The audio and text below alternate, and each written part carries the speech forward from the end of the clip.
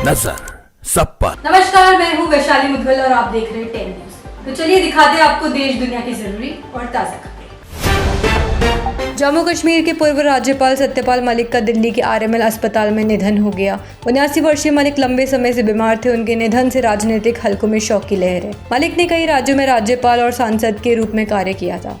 NDA की बैठक में पीएम मोदी ने ऑपरेशन सिंदूर की सफलता पर विपक्ष पर तंज कसा। बैठक में रक्षा मंत्री राजनाथ सिंह ने प्रधानमंत्री को सम्मानित किया। विपक्ष द्वारा बहस की मांग को लेकर मोदी ने कहा, सोचिए कहीं गलती तो नहीं करती। संसद के मानसून सत्र में आज भी हंगामा जारी रहा। विपक्ष ने सर प्रक्रिया और राज्यसभा में सीआईएसएफ की तैनाती जैसे मुद्दों पर सरकार को घेरा। लोकसभा और राज्यसभा दोनों की कार्रवाई बार बार बाधित हुई, जिससे कई बिलों पर चर्चा नहीं हो सकी।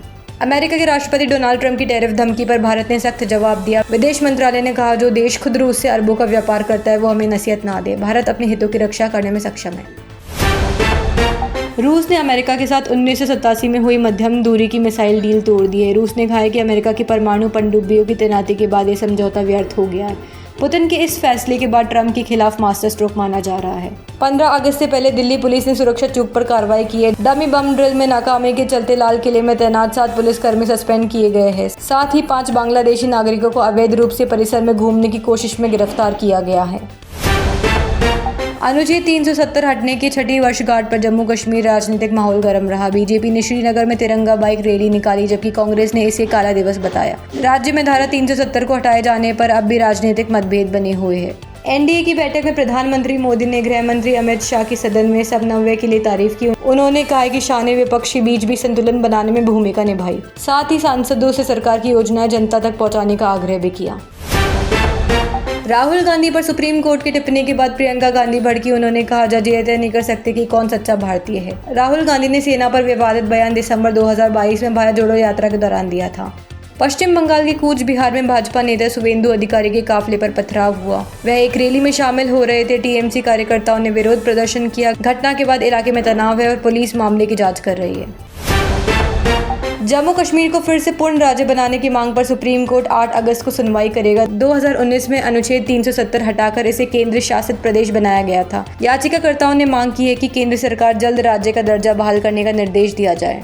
अनिल अंबानी आज ईडी ऑफिस में 17,000 करोड़ बैंक लोन फ्रॉड मामले में पूछताछ के लिए पहुंचे। रिलायंस ग्रुप पर येस बैंक समेत कई बैंकों को चूना लगाने का आरोप है। जांच एजेंसियां पहले भी उनसे पूछताछ कर चुकी है। अब पूछताछ का दायरा और बढ़ सकता है। मध्य प्रदेश के सीहोर में कुबरेश्वर धाम में रुद्राक्ष वितरण के दौरान भगदड़ मच गई, जिसमें 2 महिलाओं की मौत हो गई और 10 से अधिक श्रद्धालु घायल हुए हैं। सावन मास में भारी भीड़ उमड़ी थी और पुलिस और प्रशासन व्यवस्था संभालने में विफल रहे, जिससे अफरा तफरी मच गई। दिल्ली के बदरपुर इलाके में शराब माफिया को पकड़ने गई पुलिस टीम पर जानलेवा हमला हुआ। एक पुलिसकर्मी गंभीर रूप से घायल हुए हैं। आरोपी कैलाश सासी के खिलाफ मामला दर्ज किया गया है। पुलिस अब अन्य आरोपियों की तलाश में जुट गई है। भ्रष्टाचार केस में सत्येंद्र जैन को सीबीआई से क्लीन चिट मिल गई है। 7 साल की जांच के बाद एजेंसी को उनके खिलाफ कोई सबूत नहीं मिला। ये फैसला केजरीवाल की बड़ी राजनीतिक राहत माना जा रहा है। हालांकि जैन पर अन्य केस अभी भी जारी है। जयपुर में मुख्यमंत्री संग रक्षाबंधन कार्यक्रम में दिया कुमारी ने सीएम भजनलाल शर्मा को राखी बांधी। सीएम ने महिलाओं के लिए रक्षाबंधन पर रोडवेज यात्रा फ्री करने का ऐलान किया। कार्यक्रम में आंगनबाड़ी बहनों सहित 1,21,000 महिलाएं वर्चुअली शामिल हुई। उत्तरकाशी के धराली गांव में बादल फटने से तबाही मच गई। एसडीआरएफ और आर्मी मौके पर पहुंची। यूपी बिहार में बारिश ने बाढ़ जैसे हालात बना दिए। अब तक 16 लोगों की मौत, 300 से ज्यादा मकान ढहे और 11 जिलों के स्कूल बंद कर दिए गए। वाराणसी में गंगा का जलस्तर तेजी से बढ़ा। शीतला घाट, नमो घाट और दशाश्वमेध तक पानी पहुंच चुका है। स्कल्पचर तक डूब चुका है। गंगा बैराज से छोड़ा गया 1.5 लाख क्यूसेक पानी अगले 4 दिन में और हालात बिगाड़ सकता है। जल आयोग ने चेतावनी जारी की है। भारत ने इंग्लैंड को द ओवल टेस्ट में 6 रन से हराकर सीरीज 2-2 से बराबर कर ली। जीत के बाद केएल राहुल के ससुर सुनील शेट्टी का जश्न मनाने वाला वीडियो भी वायरल हुआ। शुभमन गिल की कप्तानी में टीम इंडिया ने यादगार जीत दर्ज की। प्रभास की हॉरर कॉमेडी फिल्म द राजा साहब की रिलीज एक बार फिर टल सकती। निर्देशक मारुति और अभिनेत्री मालविका मोहनन की चर्चित फिल्म अब अगले साल तक रिलीज हो सकती है। फैंस को अभी और इंतजार करना होगा। फरहान अख्तर की देशभक्ति फिल्म 120 बहादुर का टीजर रिलीज हो गया है। इसमें वे भारतीय सेना के सिपाही की भूमिका निभा रहे हैं। फिल्म में 120 जवानों की वीरगाथा दिखाई जाएगी। लंबे समय बाद फरहान एक्शन और देशभक्ति दोनों अंदाज में पर्दे पर लौट रहे हैं।